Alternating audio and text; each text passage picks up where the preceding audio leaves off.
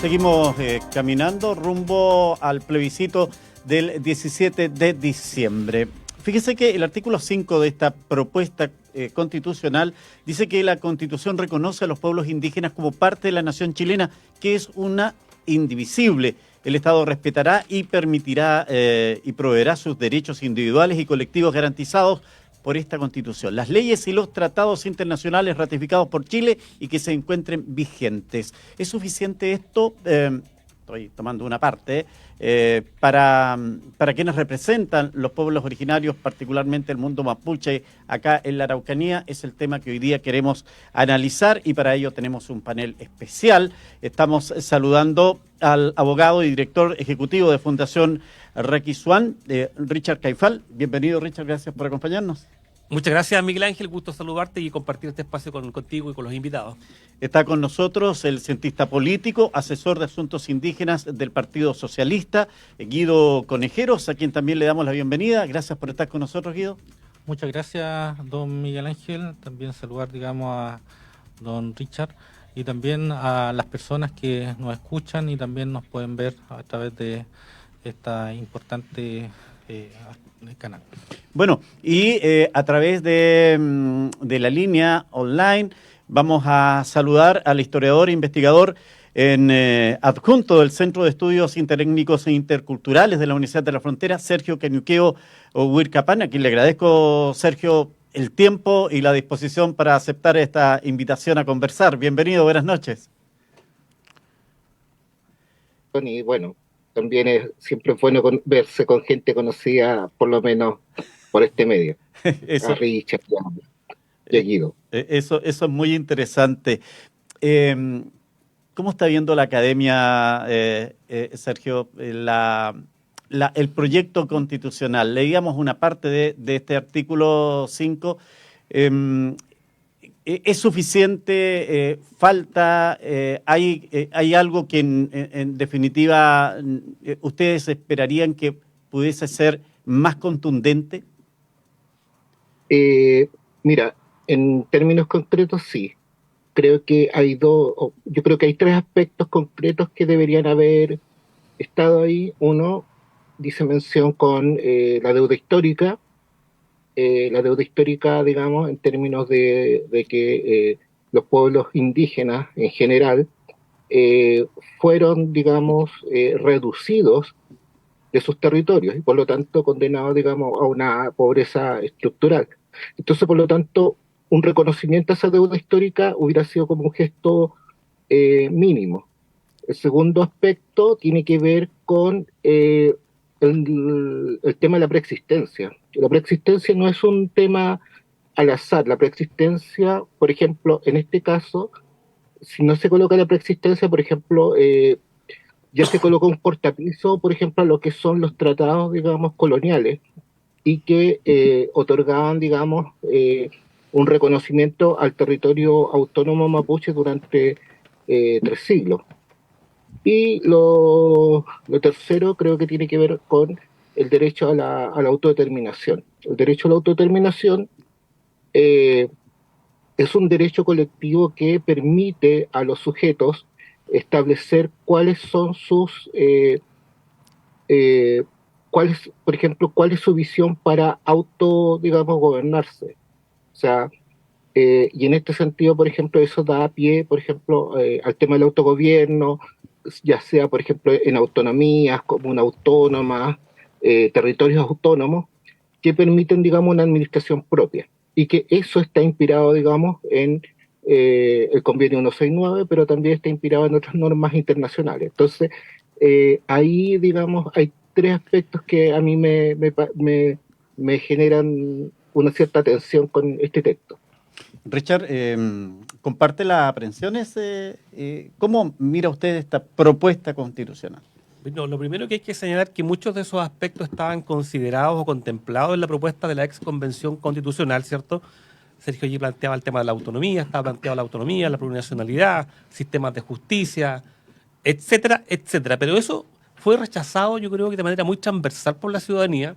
La región alcanzó un 74% de rechazo y en algunas comunas llegamos al 80%, 83% de rechazo. Por lo tanto, hay una situación que no hay que obviar, digamos. La ciudadanía dijo que no a ese texto. Por lo tanto, ahora en una segunda oportunidad, en una segunda instancia, se plantea esto, que puede que a lo mejor no le guste la redacción a muchos. Incluso el propio presidente Frey planteaba el día de hoy, no me gustan muchos estos aspectos, hoy el articulado transitorio es excesivo, faltan estos elementos, estos aspectos. Claro, yo puedo echar de menos el tema de la preexistencia, de las autonomías, pero es un paso importante para los pueblos indígenas porque en más de 200 años de historia que tenemos como país, es la primera vez que una constitución reconoce a los pueblos indígenas, ¿cierto?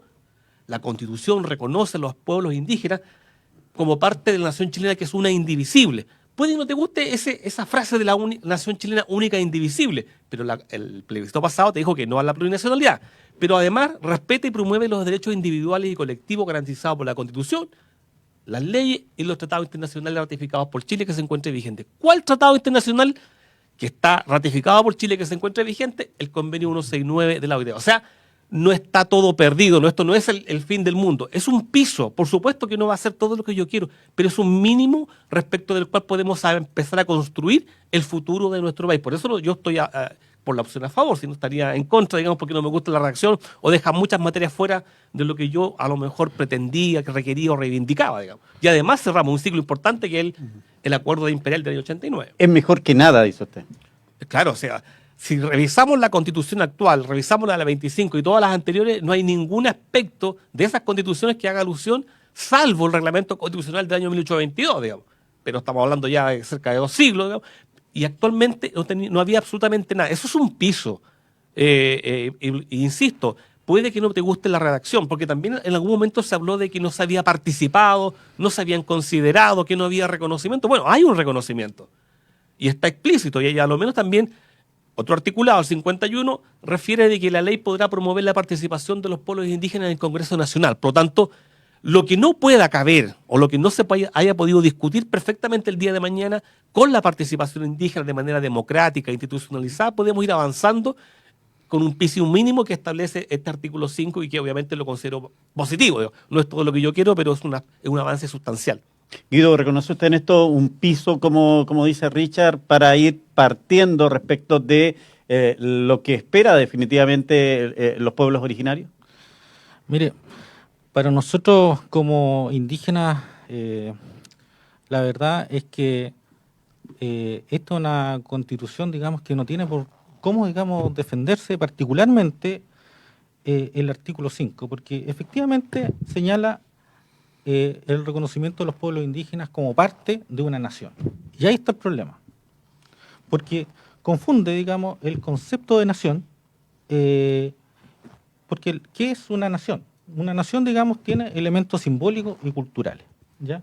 Entonces, eso es algo gravísimo porque entra en problemas con lo que es la interculturalidad, ¿ya?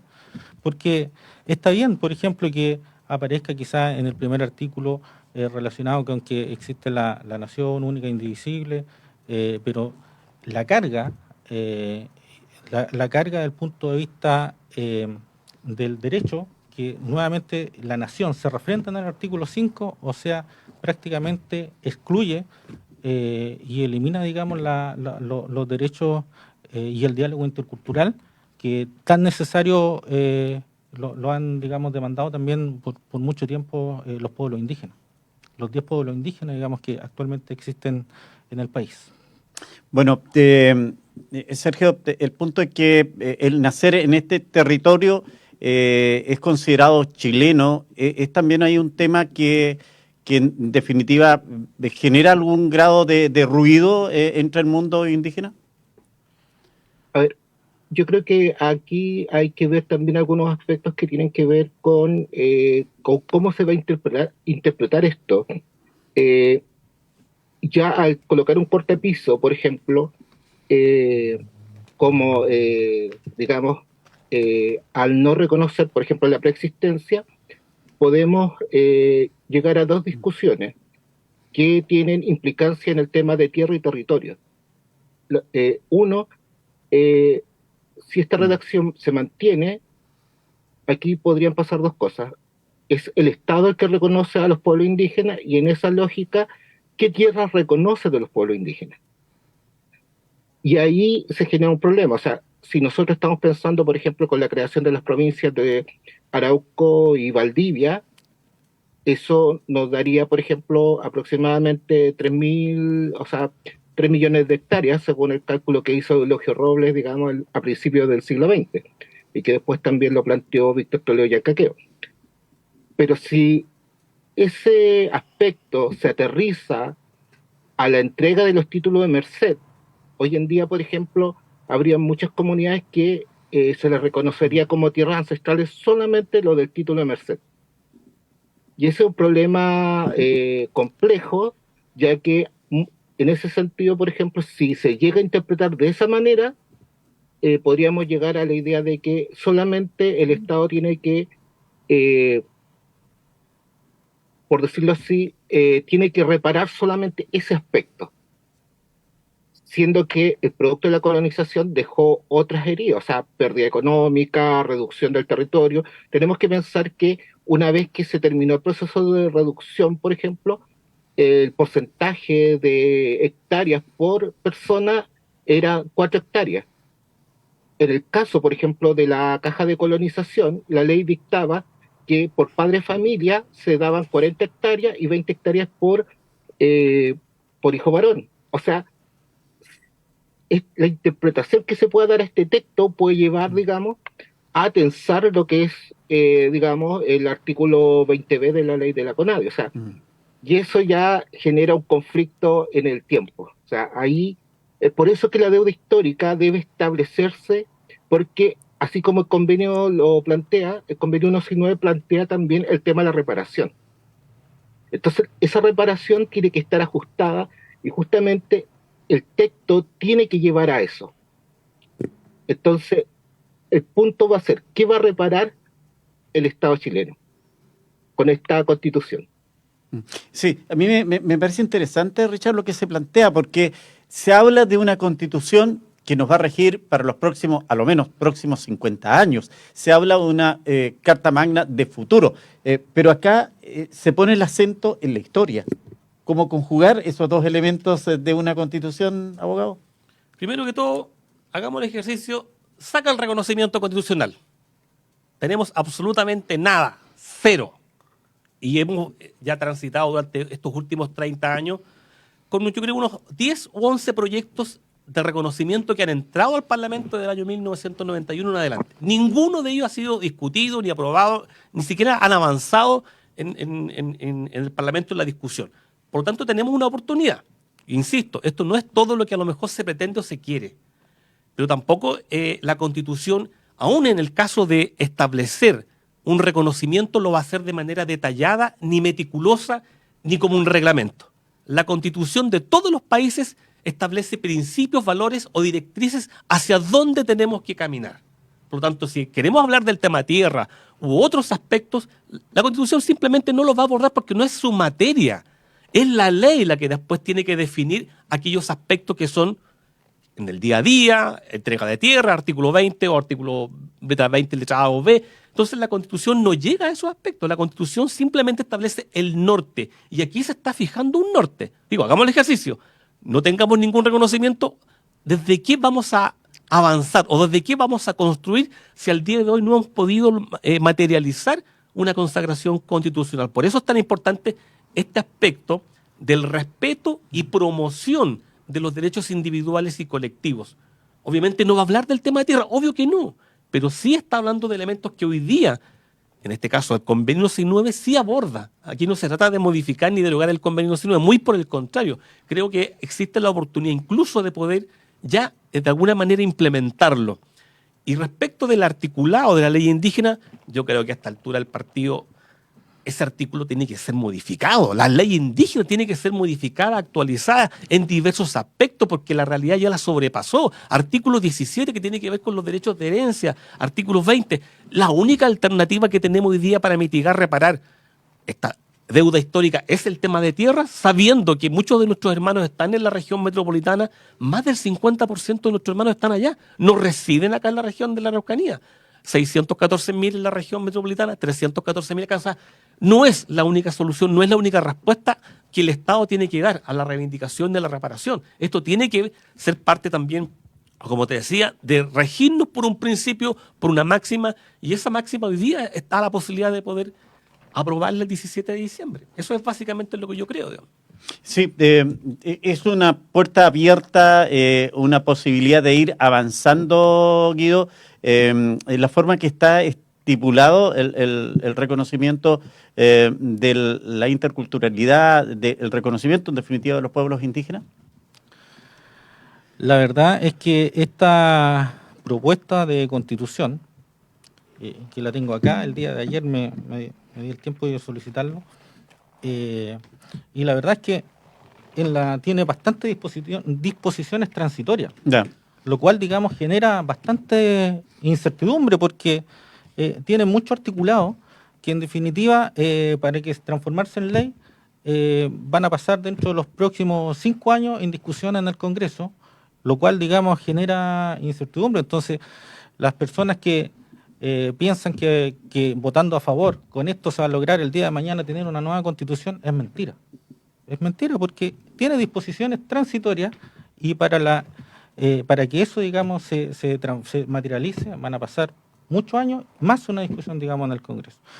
Por lo demás, también yo quiero ser súper categórico, esta propuesta de constitución es una propuesta de un grupo de la sociedad, particularmente de los republicanos, y que en definitiva es una constitución que nos divide, es sectaria. Si uno analiza, por ejemplo, el discurso que tuvo, digamos, la señora Beatriz Hevia, que es republicana, digamos, durante la ceremonia de lanzamiento de esta propuesta, ella hace relación, digamos, hace mención a los verdaderos chilenos, los chilenos honrados y pacíficos. Entonces, eso es una afirmación que refleja, digamos, el espíritu de esta propuesta de constitución, ¿ya? Y lo refrenda en todo su articulado y habla también con respecto al tema del ser chileno. Entonces, obviamente, los pueblos indígenas, que tenemos una cultura, tenemos una identidad propia, tenemos condiciones, digamos, socioculturales específicas, no nos vamos a sentir, digamos, representados, digamos, en esta propuesta de constitución.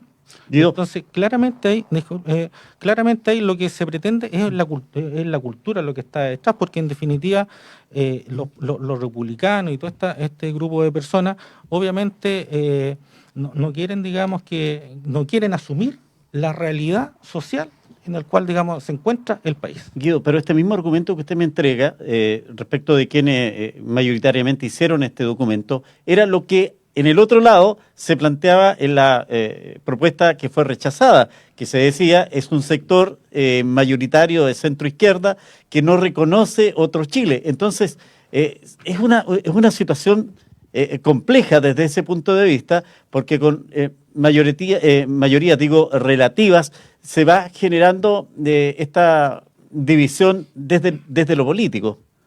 Correcto. La Convención Constitucional tenía 54 artículos, digamos, relacionados con el tema indígena. Esta es una constitución extremadamente minimalista porque de los 216 artículos, ¿cierto?, solamente 3 artículos hacen mención al tema indígena. 3.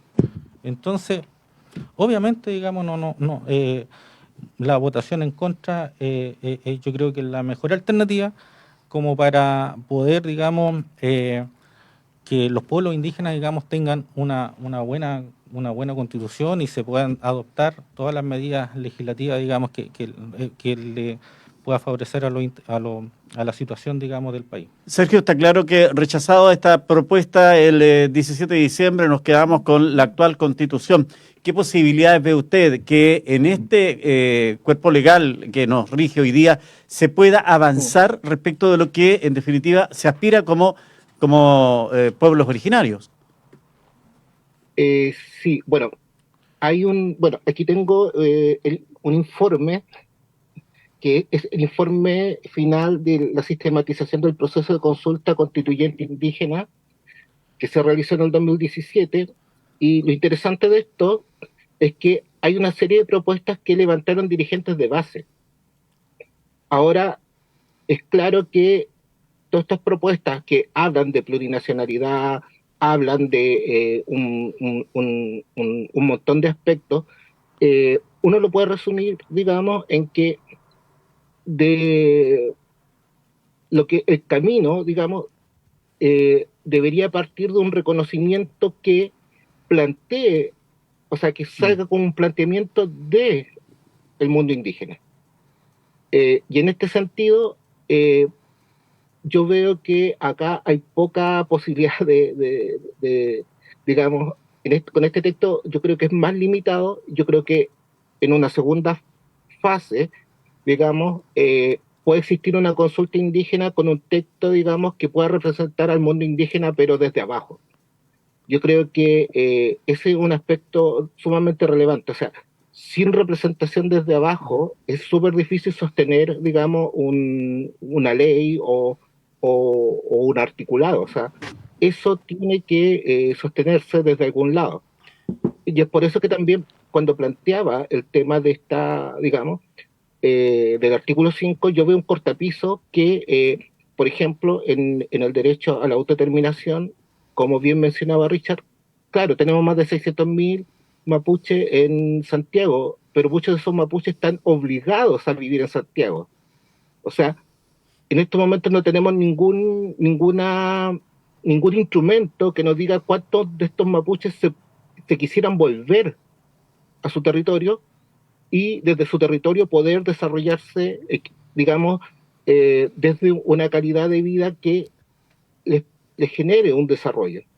Entonces, ahí, digamos, creo que es necesario escuchar a los dirigentes de base y en ese sentido, por ejemplo, esta propuesta que se levantó tuvo una alta participación, a diferencia de lo que ocurrió con la última consulta en el periodo de Piñera, que era justamente para modificar la ley indígena, que fue finalmente bajada por los propios dirigentes de base. O sea, aquí no podemos acusar, digamos, de manipulación de ciertos sectores, sino que fue transversal. Entonces, en estos momentos, tenemos una serie de insumos. O sea, tenemos desde la discusión, por ejemplo, del diálogo de las culturas que generó, digamos, que fue lo que abrió, digamos, la participación política desde una consulta indígena. O sea, la primera consulta indígena fue en cultura. O sea, hay ejercicios, digamos, que han permitido que el propio pueblo mapuche y pueblos indígenas vayan participando. Entonces, en este sentido, yo prefiero generar un proceso desde esa vereda que me permita a mí tener un reconocimiento que satisfaga las necesidades actuales del mundo indígena. Sí, Richard, la misma consulta. En definitiva, con la Constitución actual, ¿es posible poder, de alguna manera, asumir lo que se está planteando desde los pueblos originarios? Mira, primero que todo, antes de responder tu pregunta, creo que la gente está cansada, agotada. El desapego por un tercer o eventual tercer proceso ya no lo resiste absolutamente nadie. La gente quiere cerrar el capítulo. Pero en general, ¿y eso también en los pueblos? Yo creo que sí. ¿Indígenas? O sea, si acá en la región hubo comunas en la cual hubo 83% de rechazo al texto anterior y 74% a nivel regional, quiere decir que la desaprobación respecto del texto era alta. Y al día de hoy, si uno hace un sondeo, la gente tiene esa distancia, ese desapego y ese cansancio respecto de un proceso. O sea, vamos a insistir en un tercer proceso constitucional para encontrar en algún momento una redacción que a mí me acomode. Eso estoy entendiendo yo, digamos. Y si, ¿qué pasa si no se aprueba, pero solamente insistimos en el puro reconocimiento, que es un poco también quizá la otra vertiente? Llevamos, mira, primer proyecto ingresado el año 91. Estamos en el 2023, o sea, han pasado 30 y tantos años, 32. Si la matemática No falla. no fallan, digamos. Más de 3 décadas con 10 u 11 proyectos en el Parlamento. O sea, ¿cuál es la opción que tenemos? ¿Vamos a esperar 30, 40 años más con un proyecto? O, yo diría, la opción más difícil es que se abra un tercer proceso constitucional, o simplemente cerramos este ciclo, trabajamos respecto de un reconocimiento, aun cuando no me guste en sus detalles, digamos, pero trabajamos. O sea, tenemos un piso respecto de lo que podemos construir. Y si hay normas transitorias que pueden prolongar esta etapa de trabajo, eso es en todas las constituciones. Si no crean, o alguien pretendía o pensaba que la constitución se instalaba y empezaba a operar el día 1, no. Si hay instituciones que requieren también una implementación, si está contemplado también la creación de instituciones como la Defensoría de las Víctimas, la Agencia contra la Corrupción, etcétera. Otras instituciones que nacen al alero de las leyes que el Parlamento tiene y debe de dictar. Por lo tanto, no es una constitución como todas las constituciones que el día 1 ya empieza a operar y a trabajar en un 100%. Esto requiere, incluso no sé si te recuerdan, la reforma procesal penal tuvo una etapa de implementación. O sea, sí. Todas las cosas requieren un acomodo. Esto no es ponerse la chaqueta el día de hoy y ya está todo bien, está todo ok. No, habrá momentos en que a lo mejor habrá que surcir en algún lado, ajustarla a la realidad, pero esto es una constitución que también responde a la necesidad. Incluso habla aquí en el mismo artículo 5, dice, el Estado reconoce la interculturalidad como un valor de la diversidad étnica y cultural del país. Pone acento en los pueblos indígenas, derecho individual y colectivo, la diversidad cultural, problemas de orden y seguridad, problemas de corrupción y la cantidad de derechos fundamentales que hoy día están en este texto son mayores a los que existían en la Constitución del 80. Hablamos del derecho que a lo mejor eran inéditos hace 10 años atrás, como el derecho a la cultura, a una vivienda apropiada, derechos en materia social, una acción de protección, una especie de recursos de protección cuando las prestaciones sociales vulneren, perturben o amenacen tus derechos, digamos. Privación, perturbación, amenaza de estas prestaciones sociales en materia de salud y otras más, digamos. Entonces, es un texto que mejora sustancialmente, particularmente en el ámbito de los derechos sociales. Bueno, claramente siempre va a quedar un sector que algo siente que no está todo consumado. ¿Cómo lograr una constitución, Guido, que en definitiva pueda recoger la aspiración del mundo indígena? Hay que tener voluntad política. Usted representa un partido político. ¿Hay que trabajar en esa línea? Indudablemente la búsqueda de acuerdos, digamos, los consensos dentro de una sociedad son pilares fundamentales, y por eso es muy importante el diálogo intercultural, digamos, que sea reconocido en una constitución, particularmente que reconozca, digamos, a los pueblos indígenas en todo su esplendor. Y eso, digamos, no se ve, digamos, en esta propuesta. Ahora, por lo demás, con respecto a aquí en lo que va a ocurrir, si se aprueba o se rechaza, digamos, este texto, el presidente Boric ha sido, digamos, súper claro en esto. O sea, posteriormente al plebiscito del 17 de diciembre, el gobierno, digamos, se va a dedicar a cumplir, digamos, el programa de gobierno. Pero claro, en su gobierno, pero en 2 años más puede llegar otro presidente que dice, yo ahora quiero sí que tengamos una constitución de verdad. Bueno, en definitiva, puede ser como no puede ser, porque eso va a depender, digamos... No, es hacer ciencia ficción. Es hacer ciencia ficción y va a depender de cómo se estén, digamos, las fuerzas políticas y la situación, digamos, de los chilenos y chilenas. Sí, Sergio, y eso vuelvo a preguntarle, esta constitución actual, ¿resiste proyectarla, resiste hacerle cambios que en definitiva permitan que se sientan todos los sectores representados y olvidarnos por algún tiempo de hacer una nueva constitución? A ver, yo creo que aquí nos apresuramos con el tema de las constituciones, porque, a ver, la década de 1820, por ejemplo, estuvo plagada, digamos, de intentos constitucionales. O sea, para llegar a la Constitución del 33 hubo una serie de intentos constitucionales. Posterior a ello, desde 1860 en adelante, hay una serie, digamos, de intervenciones a la Constitución que pasamos de un país presidencialista a un país, digamos, en el cual terminó mandando el Parlamento.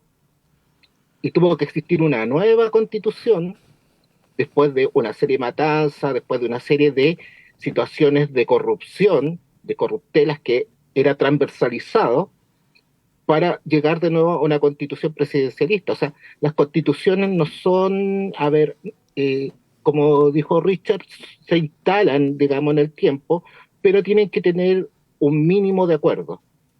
Y ese mínimo de acuerdo tiene que ser transversal. O sea, las veces que las constituciones han logrado sostenerse en el tiempo es cuando estos acuerdos son de carácter transversal. Como mencionaba, o sea, a principios de, digamos, de la década de 1820, o sea, disculpe, después de 1820 en adelante, o sea, hay una serie de tensiones. O sea, cada vez que se cambia una constitución, hay que pensar que no necesariamente tiene que agradar a todos, como lo decía Richard. O sea, en ese sentido concuerdo bastante con él. Pero tenemos que generar mecanismos para construir ese consenso. Y acá eso no está totalmente garantizado. Entonces, ahí tenemos situaciones complejas.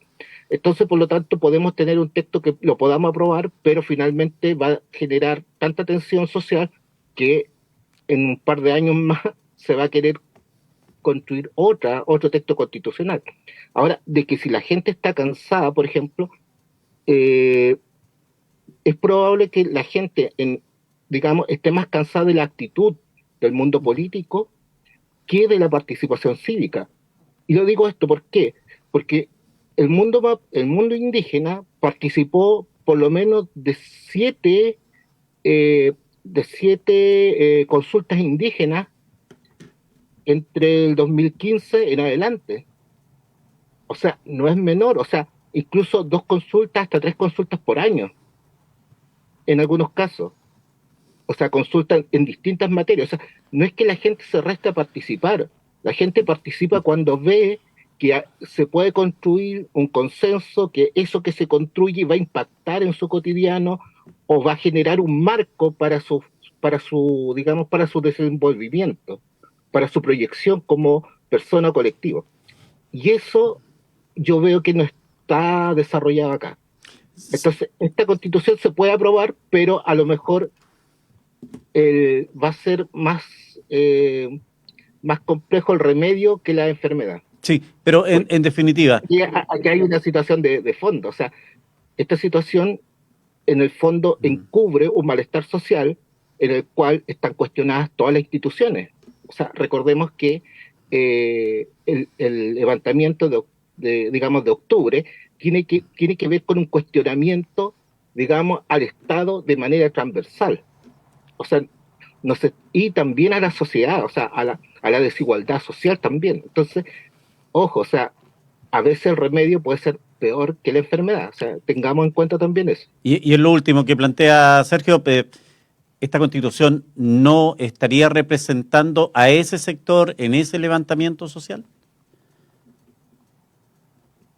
Yo siento que, a ver, una de las cosas que yo creo que ha pasado dentro del mundo político, y voy a ser muy breve en esto, es esta lógica de inmediatez. O sea, quiere todo inmediato, quiere todo, digamos, para las cámaras, súper rápido, sin pensar, digamos, que un texto constitucional necesita de acuerdos transversales, pero que deben dialogarse, digamos, en un periodo mucho más amplio de lo que se dio acá. O sea, tomemos la Constitución de Bolivia, se demoraron más de 2 años. O sea, y con un trabajo sistemático. O sea, yo creo que acá ambos procesos fueron demasiado flash, demasiado rápido, con una intención, digamos, de generar acuerdos, digamos, a fuerza, y eso, digamos, vuelve a generar este resentimiento dentro de la sociedad. Entonces, es probable que esta misma sensación que ocurrió digamos, con el texto anterior, también se está demostrando acá. O sea, no es menor que el rechazo vaya en aumento, y las encuestas, digamos, igual están viendo que hay una tensión, digamos, con el texto. O sea, eso no es menor. O sea, entonces tengamos cuidado con eso en términos concretos, y miremos. Yo creo que cuando uno se siente a escribir una constitución tiene que pensar en 50, 100 años más en términos estratégicos, y no en el corto plazo y en los dividendos políticos. Lamentablemente la clase política ha generado una mala gestión y eso es lo que a la gente le molesta, en términos concretos. Y de hecho eso lo demostró la encuesta CEP, que Sí. no es una encuesta de la izquierda, es una encuesta, digamos, de la derecha liberal. Richard, a mí me hace sentido el planteamiento que se realiza hace un instante cuando mirábamos si es que estaba representada en esta propuesta constitucional la aspiración del mundo originario y que no había mayor detalle y porque uno ve, por ejemplo, está considerado la liberación de pago de contribuciones. Sí. Pero no está otro detalle que podría ser importante para el mundo indígena, por ejemplo. Por eso te decía, las constituciones fijan el marco jurídico, el rayado de cancha general. No hay una reglamentación específica de cada punto que a mí me gustaría que estuviese allí plasmado, digamos. Ujú. Eso no es el rol de la constitución. Pero quiero también plantear aspectos que ha señalado Sergio respecto de la participación. O sea, la participación todavía sigue siendo baja en el mundo indígena, a pesar del ánimo que señala Sergio. Recordemos que la elección pasada fue el 22% de la participación del padrón. Un padrón que contenía 1.239.000 potenciales electores, participan 238. En el segundo proceso de elección constituyente también, 1.300.000 y participaron 300.000 personas, 306.000 votos los que estaban ¿cierto? en las urnas. Respecto de las consultas, somos 2.100 y fracción, digamos, indígena a nivel nacional. En la consulta del año 2017 participaron 17.000 personas, que fue el máximo de personas que participaron en el proceso de consulta. Porque incluso en la convención constitucional, la cantidad de personas que participó fueron de 7.549. Por tanto, claro, hay mucho ánimo quizás, pero en la práctica se participa bastante poco. Por eso pasamos de un 22% a un 23% de participación. Eso todavía es bajo dentro del contexto. Y apuntar algo más. O sea, decir que esta constitución no satisface toda la necesidad, ¿eso quiere decir que la del 80 sí la satisface? ¿Que la constitución del 80 es mucho mejor que la propuesta que tenemos actualmente? Una propuesta que además ha nacido en democracia. Esta propuesta no nació de manera entre gallo y medianoche. Una propuesta que la gente concurrió a las urnas democráticamente, respetando la institucionalidad, eligió a sus representantes y también lo hizo en la convención pasada. Si un sector de este país tuvo todo en sus manos para poder redactar la constitución que quiso y lo hizo. ¿Y qué le dijo la ciudadanía? Le dijo que no. Obviamente volvimos a un nuevo proceso y aquí hay una constitución que ha sido elaborada en democracia. Que no te guste parte de este articulado es otra cosa, pero es una constitución que nace al fragor del voto popular, de la elección. Y algunos dicen, no, son mayorías circunstanciales, pero vamos al texto. ¿El texto reconoce o no reconoce a los pueblos indígenas? Sí los reconoce. ¿Reconoce la diversidad cultural? Sí reconoce la diversidad cultural. ¿Respeta y promueve los derechos de los pueblos indígenas garantizados en esta Constitución? Incluso en regiones de alta población indígena, sí. ¿La ley podrá promover la participación de los indígenas en el Congreso Nacional? Sí, sí lo señala el texto. Entonces, claro que hay mucho que construir, claro que falta todavía, falta mucha carne, pero tenemos, como lo dije al inicio, tenemos el cimiento respecto del cual construir este edificio llamado Chile, digamos, somos todos parte de este Estado. Rescato dos puntos de Richard Caifal.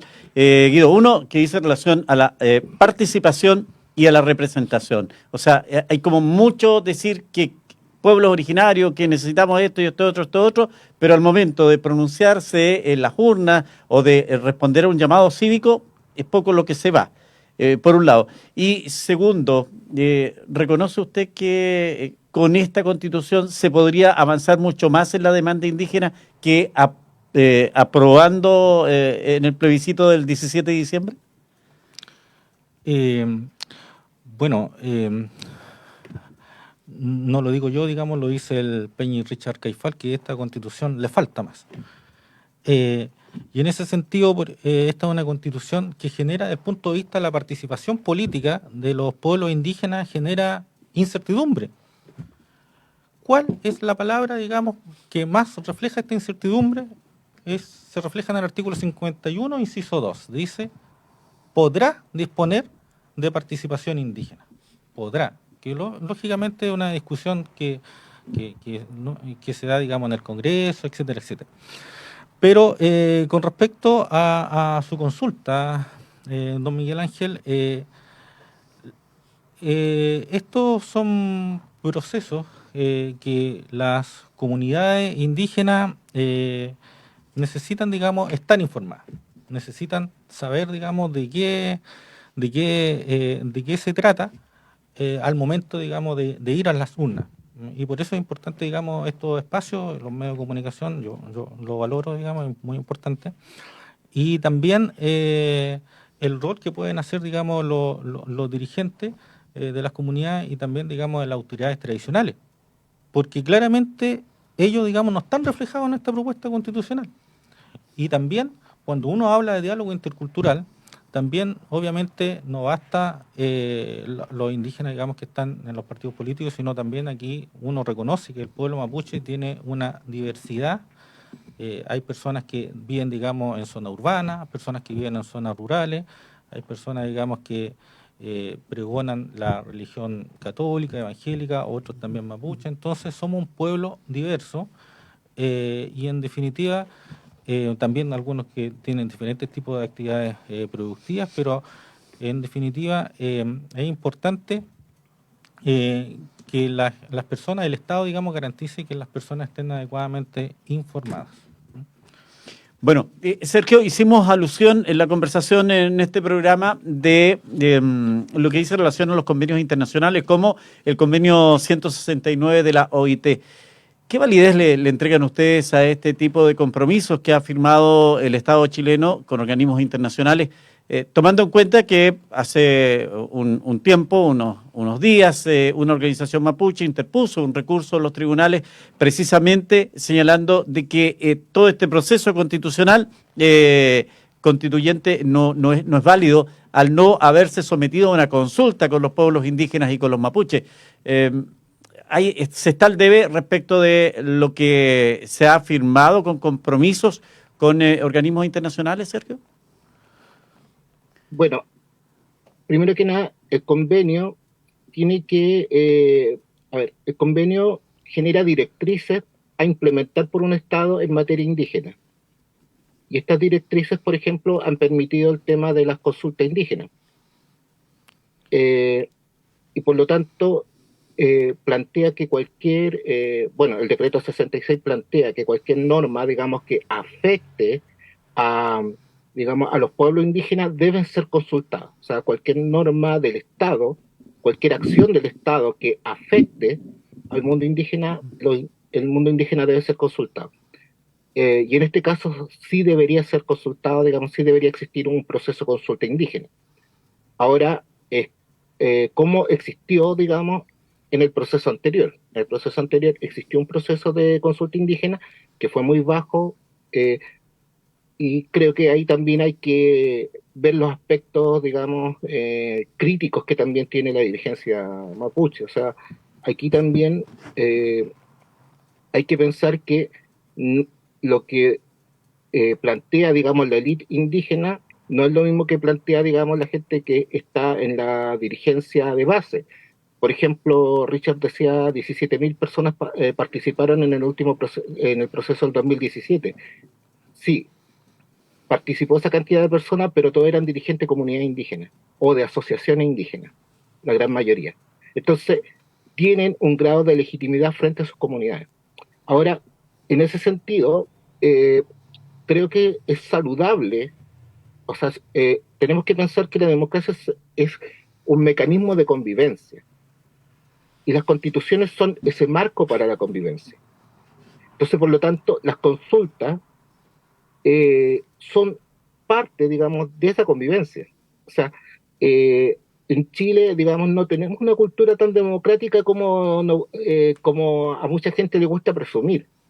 O sea, pensar solamente que la democracia representativa es la forma de participar puede ser un poco cuestionable. Hay aspectos ciudadanos de participación que pueden ser mucho más amplios y que pueden ser mucho más ricos en términos de densidad de contenido que lo que se pueda dar en la democracia representativa. Entonces, creo que la consulta abre a las puertas, digamos, a un nuevo tipo de democracia que es lo que llamamos como la democracia directa.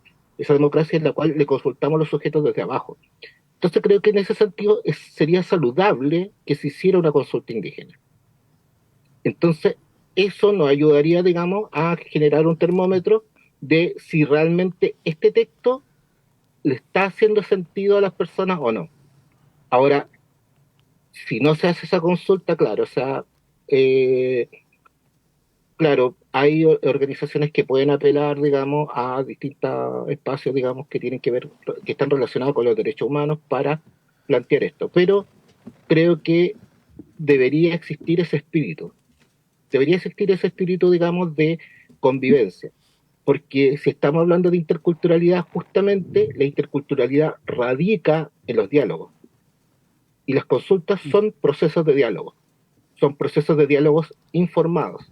Que no solamente, y ojo, si bien puede estar implementada del Estado, también establece de que ese proceso de información no solamente puede ser a partir de un representante del Estado, también puede ser una persona independiente la cual pueda generar la información. Entonces creo que en ese sentido yo aspiraría a que pudiera existir un proceso de consulta.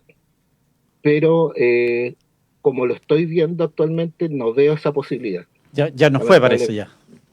Ya no fue. Claro. Richard, estamos frente a un proceso que le falta legitimidad. Entonces, desde la mirada del Consejo de todas las Tierras, que interpuso un recurso en tribunales. Yo no sé si ese recurso finalmente fue acogido o no fue acogido, pero lo cierto es que hoy día tenemos un texto constitucional. Es el kit o el centro de la discusión. Digo, o sea, debió haber sido antes de... Las consultas por naturaleza son previas, no son ex post, digamos, son previas. Cada vez que haya medidas legislativas o administrativas susceptibles de afectar a los pueblos indígenas. No se realizó el proceso de consulta, obviamente que no se realizó, si ya no, a esta altura del partido estamos ya en la etapa final de aprobación o rechazo de un texto constitucional. Pero mira, vuelvo a insistir en este articulado 5, Miguel Ángel. El Estado reconoce la interculturalidad como un valor de la diversidad étnica y cultural del país y promueve el diálogo intercultural en condiciones de igualdad y respeto recíproco. O sea, este es el piso. Si queremos avanzar en términos de mejores procesos de consulta, mayor posibilidad de diálogo, ir de alguna manera construyendo lo que yo quiero como pueblo originario, ¿cierto?, con los demás pueblos que hoy día existen en nuestro país, bueno, este artículo da pie para eso. Precisamente es la base constitucional. Cuando nosotros nos enseñan derecho nos dicen que existe una pirámide y arriba de esa pirámide está la constitución política. Todo lo que se arma en un país, todo lo que se hace, se construye, se legisla, está obedeciendo en armonía o en concordancia con lo que determina la constitución política del Estado. Es allí la importancia de establecer estos principios, porque yo después me tengo que guiar por esos principios.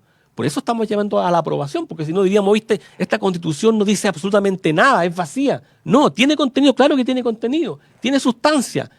Es el marco regulatorio, el marco jurídico, el rayado de cancha para lo que podamos ir construyendo y mejorando precisamente esta interculturalidad, este diálogo intercultural. O en la Constitución del 80 hay alguna norma, artículo, frase que haga alusión a los pueblos indígenas? Ninguna, absolutamente ninguna.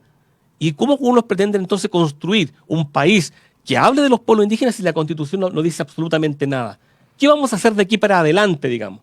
¿Qué podemos hacer en materia de salud, educación intercultural, participación política si el texto no dice absolutamente nada? La Constitución del 80 no dice nada. Este texto sí lo dice y habla de materias precisamente como el diálogo intercultural y los derechos individuales y colectivos. Guido, ¿qué elementos faltaron a su juicio? Así una rápida lista de supermercados, si es posible, saber qué elementos le falta a esta propuesta constitucional.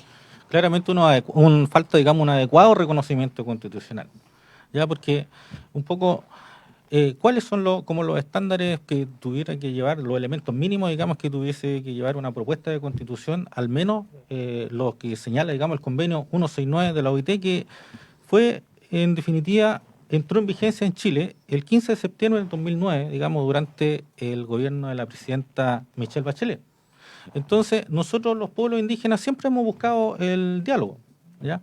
Por ejemplo, el acuerdo de Nueva Imperial del año 1990, durante el gobierno, cuando estaba de candidato todavía, cuando finalizó la dictadura militar, y estaba de candidato el gobierno Erwin, claro, en el acuerdo de Nueva Imperial, ahí ya los dirigentes mapuche plantearon al menos 3 pilares. Primero, digamos, lo que es la restitución de tierra. Segundo, lo que tiene que ver con el reconocimiento constitucional y la ratificación del convenio 169, que fue logrado, digamos, durante el primer gobierno de la presidenta Michelle Bachelet, y la creación de una institucionalidad indígena, que decantó, digamos, la creación de la ley indígena del año 1993, que durante este año, digamos, se cumplen 30 años de la existencia de la ley indígena.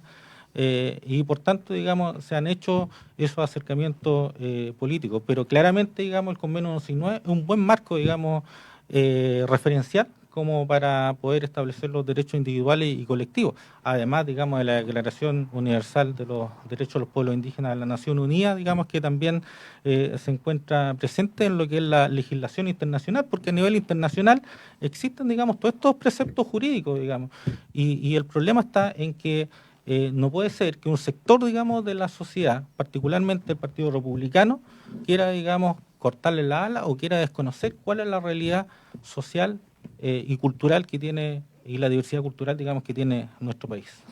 Estimados panelistas, estamos llegando al tiempo de programa. Quiero agradecer la gentileza de haber compartido con nosotros, Sergio, este tiempo, esta jornada de educación, de conversación, que es el objetivo de este programa, en el cual vamos difundiendo esta propuesta constitucional que todos y todas el 17 de diciembre vamos a tener que concurrir a las urnas para pronunciarnos. Ha sido un agrado, Sergio Cañuqueo, que nos haya acompañado esta noche. Muchas gracias por la invitación y bueno, espero que la discusión se expanda y se profundice. En eso hay que estar. Muchas gracias. Bueno, Richard, gracias por acompañarnos también. Como siempre, importante la posición y los antecedentes que nos puedan entregar. Muchas gracias, Miguel Ángel, por la invitación y a votar a favor este 17 de diciembre, porque sí hay un reconocimiento constitucional a los pueblos indígenas. Bueno, Guido Conejeros, gracias por acompañarnos también. Muchas gracias, Miguel Ángel. Yo quiero, digamos, llamar a las personas que nos están viendo en la televisión y escuchando en la radio, digamos, a que se informen, digamos, puedan leer esta propuesta, voten informados y, bueno, en realidad se van a dar cuenta, digamos, que la opción en contra es la mejor opción. Bueno, dicho sea de paso, me han dicho que los documentos, las constituciones o los proyectos de constitución, el libro escrito está agotado ya a 2 días de haberse anunciado por parte de la Seremi de Gobierno la distribución del mismo. Así es que se nota que hay interés, la gente quiere conocer el documento y eso es muy importante. Agradecer la gentileza de quienes nos ven a través de UFROvisión en todas nuestras plataformas y a nuestros auditores en UFRO Radio, en la 89.3 en Temuco, 94.1 en Angol. Gracias como siempre. Y bueno, este programa y todos nuestros programas quedan en nuestras plataformas para revisarlos y poderlos ver cuando ustedes estimen conveniente. Será hasta cualquier momento. Muchas gracias.